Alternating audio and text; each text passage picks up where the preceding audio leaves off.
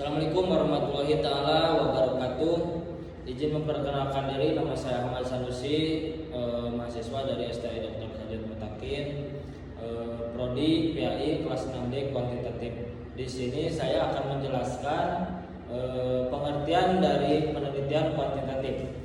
Penelitian kuantitatif adalah suatu rencana sistematis yang digunakan dalam proses penelitian untuk mengumpulkan dan menganalisis data berbentuk angka dengan tujuan untuk menjawab pertanyaan penelitian, mengukur variabel dan mengungkap hubungan atau pengaruh antar variabel secara objektif dan terukur. Yang selanjutnya ada desain. Desain penelitian kuantitatif adalah rencana atau strategi sistematis dalam proses penelitian yang menggunakan data angka untuk menjawab pertanyaan penelitian, menguji hipotesis, dan menjelaskan hubungan antar variabel. Yang selanjutnya ada tujuan.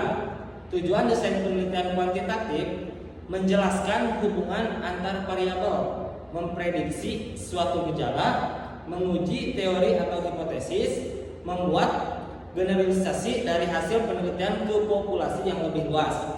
Yang selanjutnya ada teknik pengumpulan data.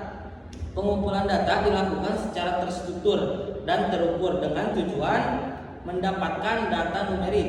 Beberapa teknik umum ada angket atau kuesioner berisi pertanyaan tertutup pilihan ganda skala Likert, mudah diolah secara statistik, cocok untuk mengukur sikap, persepsi atau kebiasaan.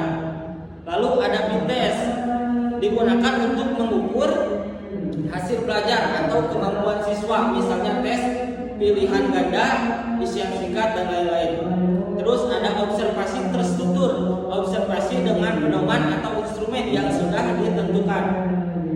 Hasilnya dicatat dalam bentuk angka atau frekuensi. Yang terakhir ada dokumentasi, mengambil data dari arsip atau dokumen, misalnya nilai lapor, data kehadiran siswa dan sebagainya. Lalu di sini ada data. Data terbagi menjadi dua, yaitu ada data primer, yang kedua ada data sekunder. Data primer adalah data yang dikumpulkan langsung dari sumber. Pertama melalui angket, wawancara, dan observasi. Yang kedua ada data sekunder, data yang diambil dari dokumen buku, laporan sekolah atau sumber yang lainnya yang sudah ada. Lalu kemudian ada sampel. Sampel adalah sebagian dari populasi yang menjadi objek penelitian. Peneliti tidak meneliti seluruh populasi karena keterbatasan waktu, tenaga, dan biaya. Yang selanjutnya ada random sampling. Sampel diambil secara acak atau purposive sampling. Sampel dipilih berdasarkan tujuan tertentu. Misalnya hanya kelas 6 MI yang rajin sholat tahajud. Terus ada stratified sampling, membagi populasi ke dalam kelompok lalu mengambil sampel dari tiap kelompok. Yang selanjutnya ada analisis data. Statistik deskriptif menyajikan data dalam bentuk angka rata-rata, presentasi atau grafik. Uji kolerasi, mengukur hubungan antar variabel. Terus uji beda, melihat perbedaan antara dua kelompok, misalnya sebelum dan sesudah diberi perlakuan. Ada regresi untuk mengetahui pengaruh variabel X terhadap variabel Y. Yang selanjutnya ada hubungan dengan responden. Responden adalah orang yang memberikan data kepada peneliti, biasanya melalui pengisian angket atau pelaksanaan tes. Dalam kuantitatif, responden dipilih berdasarkan kriteria tertentu dan jumlahnya harus mencakupi agar hasil penelitian valid dan dapat digeneralisasi. Terus ada interaksi peneliti dengan responden dijaga netral agar jawaban mereka tidak dipengaruhi atau diarahkan. Nah, di sini saya akan melanjutkan menjelaskan metode kuantitatif. Apa sih itu metode kuantitatif? Metode adalah pendekatan penelitian yang menggunakan data berupa angka bertujuan untuk menguji teori, mengukur hubungan antar variabel, serta menghasilkan kesimpulan yang dapat digeneralisasi.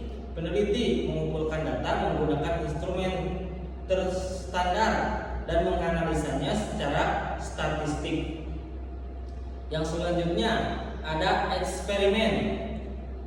Eksperimen adalah penelitian yang dilakukan dengan memberi perlakuan kepada satu kelompok dan mengamati perubahan yang terjadi pada variabel yang diteliti.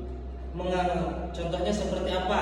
Menguji pengaruh pembelajaran menggunakan video animasi terhadap hasil belajar sholat tahajud pada siswa kelas 4 MI. Yang selanjutnya ada kuasi eksperimen. Kuasi eksperimen sama seperti eksperimen, tetapi peneliti tidak sepenuhnya bisa mengontrol variabel luar atau pembagian kelompok tidak dilakukan secara acak. Contohnya seperti membandingkan hasil belajar antara kelas 4A yang belajar dengan media PPT dan kelas 4B tanpa media PPT atau tanpa pengacakan kelompok. Yang selanjutnya ada ex post facto. Penelitian ex post facto yaitu untuk menganalisis hubungan sebab akibat setelah kejadian terjadi tanpa memberi perlakuan. Contohnya seperti apa? Meneliti pengaruh kebiasaan sholat tahajud terhadap kedisiplinan siswa, padahal kebiasaan itu sudah terbentuk sebelum penelitian. Yang selanjutnya ada survei. Survei penelitian yang dilakukan dengan mengumpulkan data dari sampel berdasarkan melalui kuesioner untuk mengetahui pendapat, sikap, atau perilaku. Contohnya menggunakan angket sebagai alat utama, sampel besar dan representatif.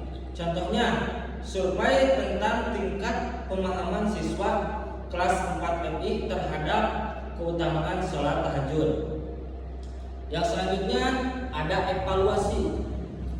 Penelitian yang bertujuan untuk menilai suatu program kebijakan atau kegiatan baik dari segi proses maupun hasil. Contohnya digunakan untuk mengambil keputusan meneliti efektivitas atau keberhasilan. Contoh yang lain, evaluasi program pembiasaan sholat malam di MI untuk membentuk karakteristik religius siswa. Di sini saya akan menjelaskan lagi tentang soal jenis-jenis penelitian kuantitatif. Yang pertama ada dari jenis penelitian kuantitatif yaitu ada korelasional. Korelasional itu adalah penelitian korelasional digunakan untuk mengetahui apakah ada hubungan antara dua variabel. Contohnya seperti apa? Apakah ada hubungan antara kebiasaan sholat tahajud dengan kedisiplinan siswa? Peneliti ingin tahu apakah siswa yang rajin tahajud juga cenderung lebih disiplin. Seperti itu teman-teman. Selanjutnya ada komparatif. Seperti apa sih komparatif? Penelitian komparatif digunakan untuk membandingkan dua kelompok atau lebih. Apakah ada perbedaan dalam hal tertentu? Contohnya seperti apa? Apakah ada perbedaan tingkat kedisiplinan antara siswa yang sering sholat tahajud dan yang jarang? Seperti itu. Jadi peneliti membandingkan dua kelompok yang sering PS dengan yang jarang. Jadi seperti itu, komparatif itu jadi membandingkan dua kelompok yang sering melakukan dan jarang melakukan, seperti itu. Yang selanjutnya ada jenis kausalitas. jenis penelitian kausalitas, disebut juga kausal atau eksplanatif, bertujuan untuk mengetahui pengaruh atau sebab akibat antara dua variabel. Contohnya, apakah kebiasaan sholat tahajud berpengaruh terhadap sikap disiplin siswa. Jadi peneliti ini ingin membuktikan apakah sholat tahajud ini menyebabkan kedisiplinan siswa meningkat atau tidak. Jadi seperti itu. Yang selanjutnya ada deskriptif.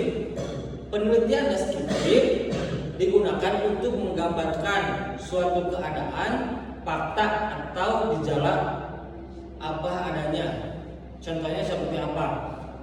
Bagaimana tingkat kebiasaan sholat tahajud siswa kelas 4 MI Nurul Huda. Contohnya seperti itu ya teman-teman. Lalu jadi deskriptif ini peneliti hanya menggambarkan seberapa sering siswa tahajud, bukan mencari sebab atau akibatnya. Jadi seperti itu. Terus yang selanjutnya ada jenis penelitian korelasional. Tujuan dari korelasional ini yaitu digunakan untuk mengetahui apakah ada hubungan antara dua hal variabel atau tidak. Penelitian ini tidak bertujuan mencari sebab akibat, tetapi hanya ingin mengetahui apakah dua hal tersebut berkaitan atau tidak. Misalnya seperti apa? Seorang peneliti ingin mengetahui apakah kebiasaan sholat tahajud memiliki hubungan dengan tingkat kedisiplinan siswa atau tidak. Jika hasilnya menunjukkan bahwa semakin sering seseorang sholat tahajud, maka semakin disiplin. Maka keduanya dianggap memiliki hubungan. Namun belum tentu salah satunya menjadi penyebab. Nah, yang selanjutnya ada dari tujuan komparatif. Penelitian komparatif dilakukan untuk membandingkan dua kelompok atau lebih. Tujuannya adalah untuk melihat apa? Melihat apakah ada perbedaan antara kelompok tersebut dalam hal tertentu. Misalnya, peneliti ingin membandingkan tingkat kedisiplinan antara siswa yang sering sholat tahajud dan siswa yang jarang melaksanakannya. Hasil penelitian ini akan menunjukkan kelompok mana yang lebih disiplin dan seberapa besar perbedaannya. Lanjut. Yang selanjutnya ada tujuan dari kausalitas. Penelitian kausalitas bertujuan untuk mencari tahu. Mencari tahu apa sih? Mencari tahu apakah suatu variabel mempengaruhi atau menyebabkan variabel lain berubah. Ini adalah jenis penelitian yang paling lengkap. Karena apa? Karena tidak hanya melihat hubungan, tetapi juga mencoba menjelaskan sebab akibat secara langsung. Misalnya peneliti ingin membuktikan bahwa kebiasaan sholat tahajud dapat meningkatkan kedisiplinan siswa. Dalam hal ini peneliti ingin memastikan bahwa sholat tahajud adalah penyebab meningkatnya kedisiplinan. Lanjut, yang terakhir ada tujuan dari deskriptif. Apa sih itu deskriptif? Tujuannya yaitu jenis penelitian yang bertujuan untuk menggambarkan suatu keadaan atau peristiwa. Peristiwa seperti apa?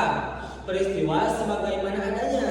Dalam penelitian ini, peneliti tidak mencari hubungan, perbandingan atau pengaruh antar variabel, melainkan hanya menjelaskan fakta-fakta saja yang ditemukan di lapangan. Misalnya, seorang peneliti ini ingin mengetahui seberapa banyak siswa kelas 4 yang rajin sholat tahajud.